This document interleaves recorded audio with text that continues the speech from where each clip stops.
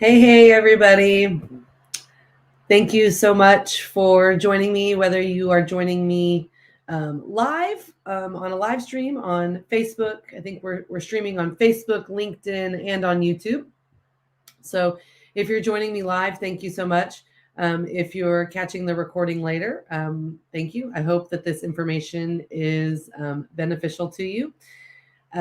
Tonight, I am going to be talking about real estate investing, and really for the beginner level. There are a lot of ins and outs of real estate investing, but this stream is really designed as a real estate investing for the beginner.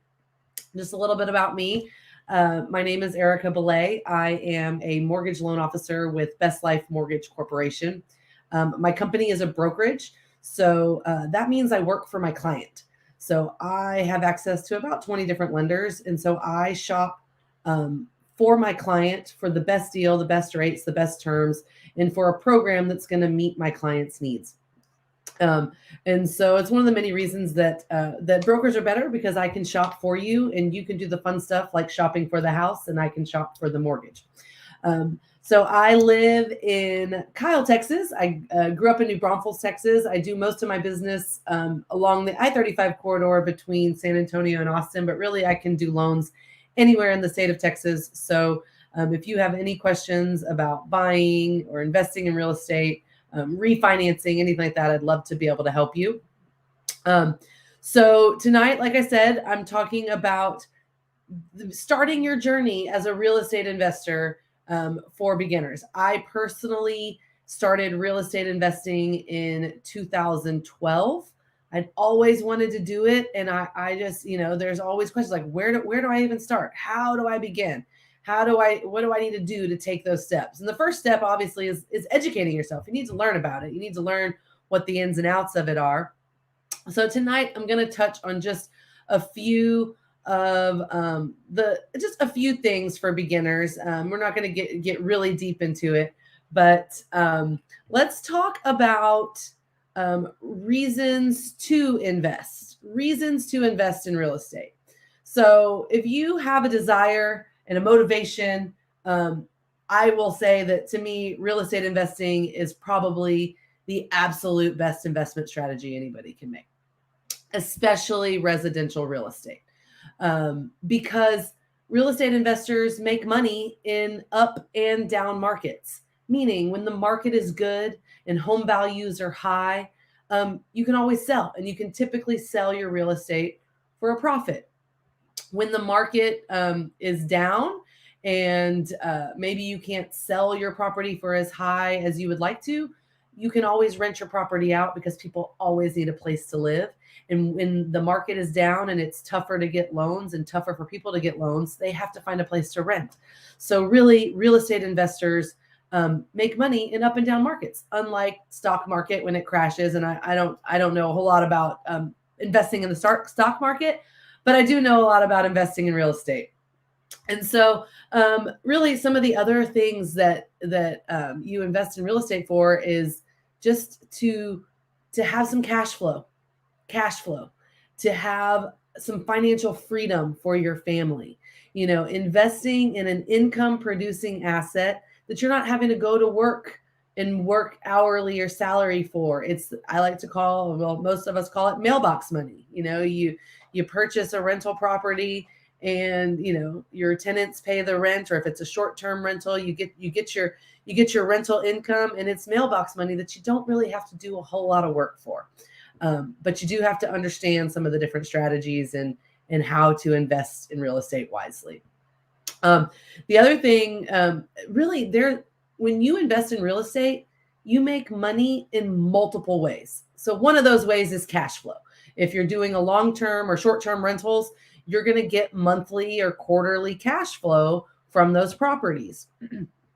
The other thing you could do is flip. So you can buy properties and flip, and you can sell them for a profit. So that's another way to make money in real estate. Those are the two like really obvious ways, but just some of the other things are like the equity capture. If you purchase a property that maybe is like you can purchase it under market value, or maybe it needs a lot of repairs, and you purchase it for a low price, and then you fix that property up and get that property up to a higher value, you've got some equity capture in that property. So you make money just on building your equity.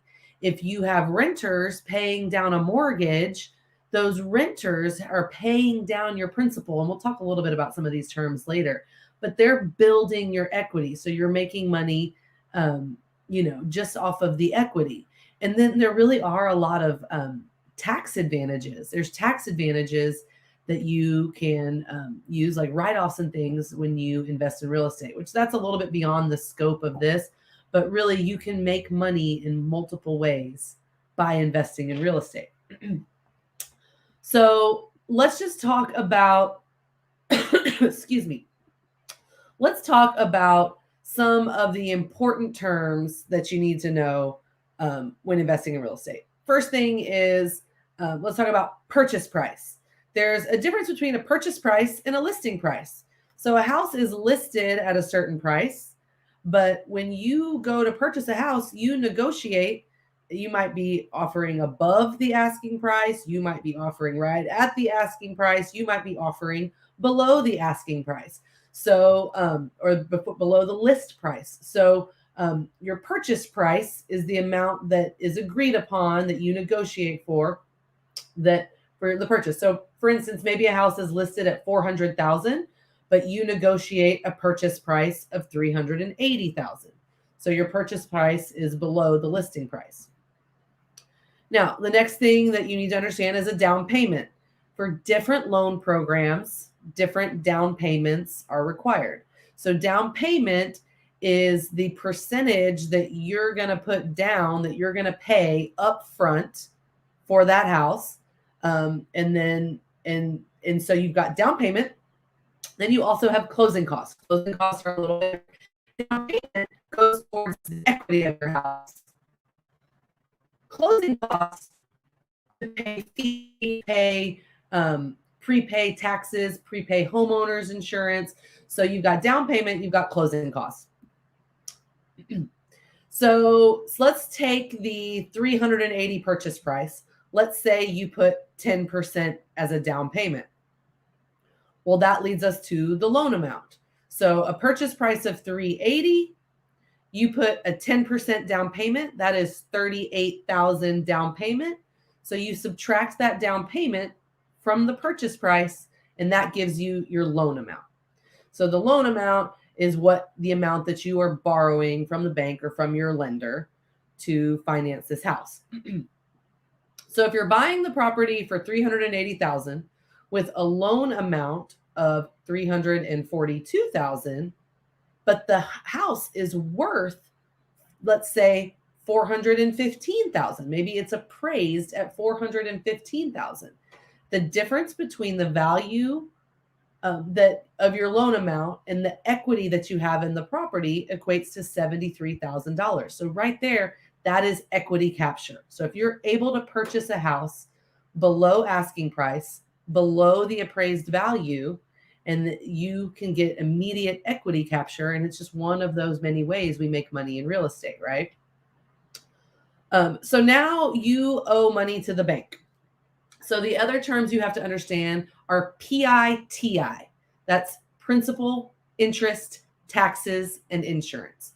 So principal is your initial loan amount.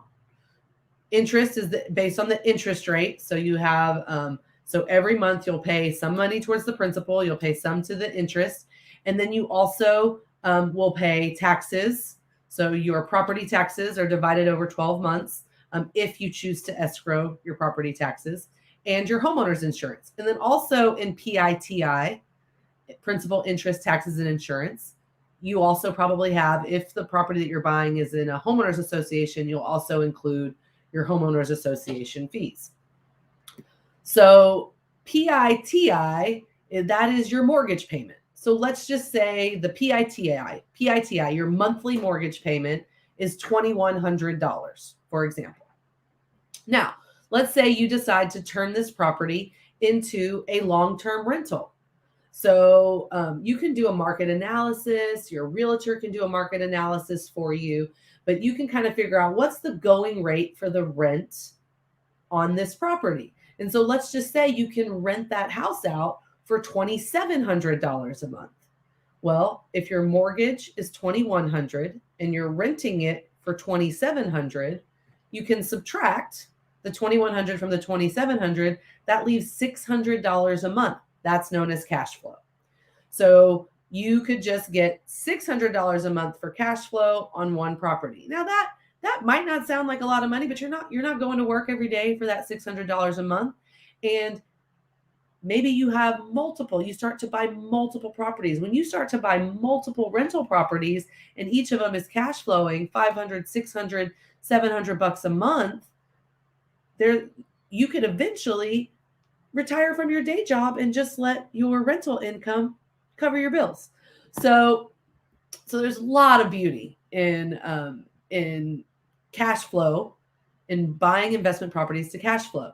Now, if you decide to turn that investment property into a short-term rental, and if you're in a market that maybe is a high tourist area, or you can set up, just a quaint little area that you can charge more for short-term rentals, you could cash flow even more than that each month.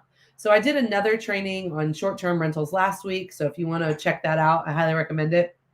But basically, those are some of the main terms. Now, in any real estate transaction, you typically have a realtor. So you've got your buyer's agent, you've got your seller's agent, and those agents need to get paid for their work on that transaction. Your loan officer gets paid for some of the work on these transactions. So those are commissions. Realtors, loan officers get paid in commissions. So those are all kind of parts of the transaction that you work out when you go under contract. So those are basically some of the main terms you need to know. I'm going to talk now about a couple of investment strategies for beginners. So these are strategies that are tried and true, that have been found to work, and they're great for people who are just starting out. No matter how old you are, no matter where you are in life, it is never too early or too late to invest in real estate. So one strategy is house hacking. Now, this house hacking is, let me make this a little bit bigger. So house hacking is when you purchase like a multifamily dwelling, like a duplex, a triplex, or a fourplex, and you live in one unit and you rent out the other unit. Or the other, if it's a fourplex, you rent out the other 3 units. If it's a triplex, you rent out the other 2 units. But you purchase the property as your primary residence. You live in one of the units and you rent out the other. The key here is to use a loan program that allows a very low down payment.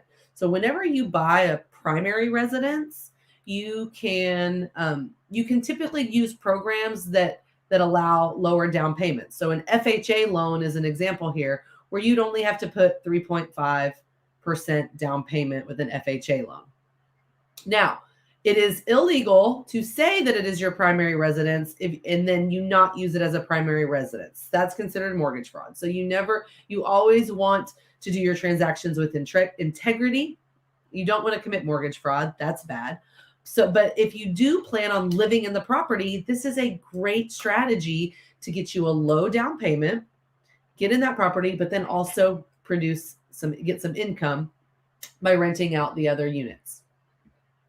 The second strategy is live in, rent later. So maybe you just buy a single property home and then you live in it for a while. And then after a while you move out and you don't sell it, you rent it out.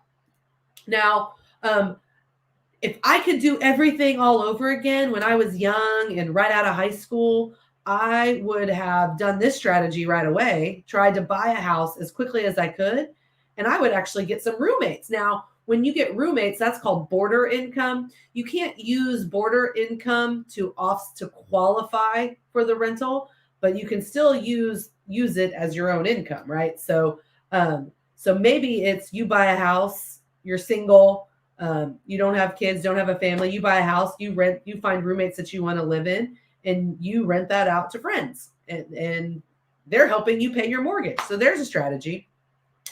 But you can still buy those types of houses as a primary residence. And then later you buy a new primary residence, you turn that into a rental property. Both of these are really great strategies for new investors who maybe you don't have a lot of money and a lot of cash to put down. Because when you buy an investment property that you don't live in, that is not your primary residence, then typically you're going to have to come up with a 15, 20, maybe even 25% down payment, depending on which loan program you go with. So these strategies are good to get you into properties with lower down payments. Another strategy is a live-in and flip. So these strategies, there's a really good program with FHA. It's called the FHA 203K loan. And this is a strategy where you maybe purchase a house that needs repairs. So you're purchasing that house for under market value or under the after repair value. So ARV is another investing term, after repair value. So you want to look at that house and think, okay, after this house is repaired, what's the value of this house going to be? Okay. So you can use an FHA 203K loan. FHA will actually allow you to finance those repairs, and you live in that home. You, again, with an FHA, you only have to put a 3.5% down payment. You may be able to claim a larger tax deduction on a property that's being renovated. And in these, you typically have to live in the property for 2 years before you can sell it. And if you live in the property for 2 years, then you don't have to pay taxes on the profits because it was your primary residence. So this is a live-in and flip situation. You could also refinance that property and turn it into a long-term rental. Okay. So that kind of brings us to strategy number 4. And this strategy number 4 is really pretty much one of my favorite. I mean, it's the bread and butter to me. It's my favorite real estate investing strategy. And really it's buy, remodel, refinance, repeat. Buy, remodel, refinance, repeat.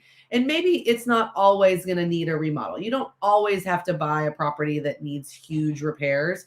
But when a property does need repairs, you can usually get a better deal on them because you can buy them for lower than what that market value will be.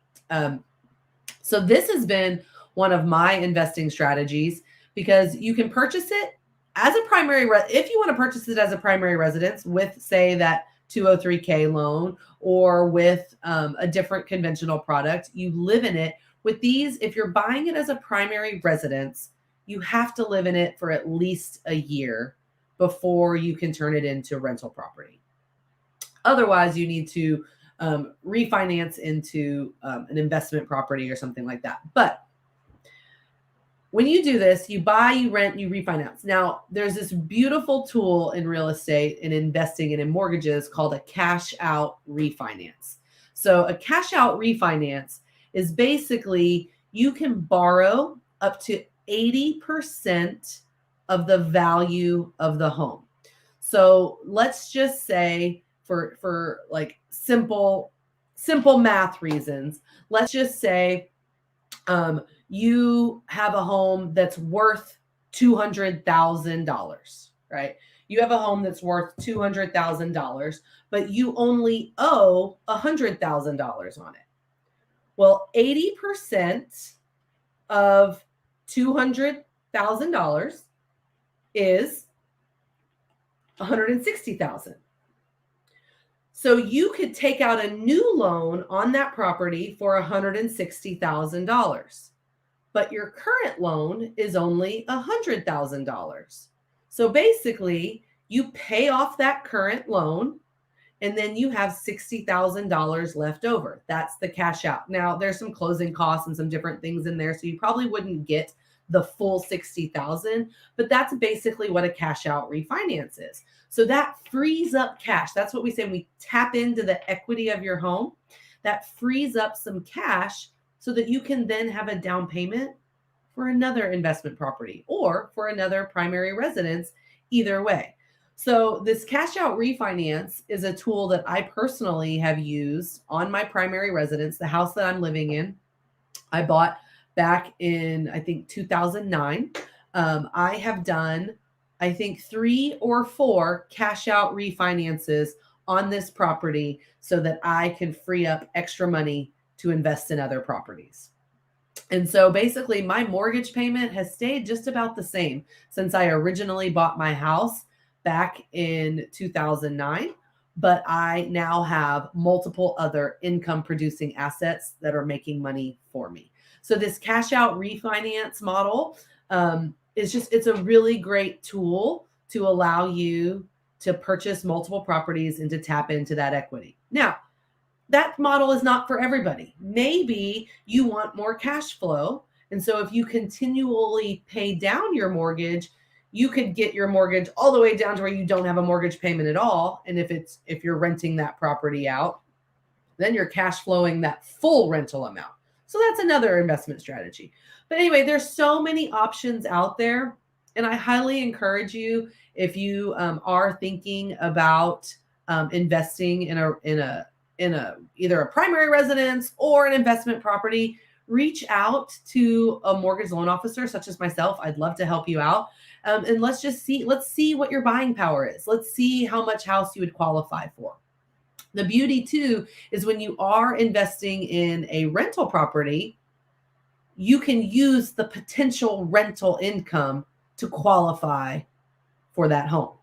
So I've touched on a few little things. There's so much more I could talk about real estate investing, but I think for the beginner levels, just know that it is an option. It is something you can do, and it is a great way to get to financial freedom. It is a great way to build a portfolio, to just have a little bit of extra cash flow every month, to maybe build your retirement. Maybe it's a great thing that could be your retirement income, that you have multiple rental properties that are cash flowing for you, that you don't have to go to work every day. So just some really great things to think about. If you are at all curious and you want me to look into your situation and see what you'd qualify for, I'd love to help you. As your loan officer, I am going to listen to your needs. I'm going to try to understand all the ins and outs of your situation, and I'm just going to help lead you to figure out the best financing and the best strategy for you. So if you're interested, please reach out to me. Let me put my contact info up here. You can call me at 210-279-4392, or you can email me at ericabelay@bestlifemortgage.com. Or feel free to just shoot me a private message or direct message through Facebook, LinkedIn, or put a comment down below in the chat. So anyway, thank you again so much for tuning in. I want to help as many people become real estate investors as possible. I just think it's a really great tool. So please don't hesitate to reach out if you have any questions, if I can help you with any of your mortgage needs. Have a good evening.